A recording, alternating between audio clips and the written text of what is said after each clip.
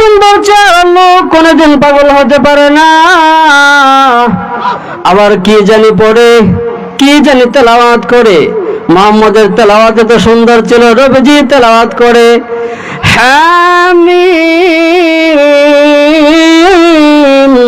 ওয়াল কিতাবিল মুবিন ইন্না জাআলনাহু কুরআনান আরাবিয়্যান লাআল্লাকুম তা'কিলুন।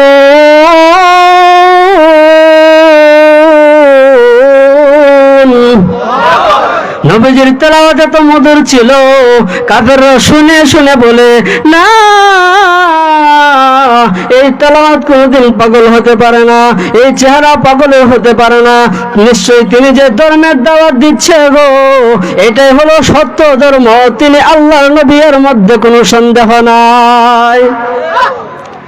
নবীজি শুধু এখানেই নাই, নবীজির তেলাওয়াতের মধ্যে এত মধুর ছিল, এত মধুর ছিল, কাফেররা কি করত, দিনের বেলা মানুষকে বলতো মুহাম্মাদের তেলাওয়াত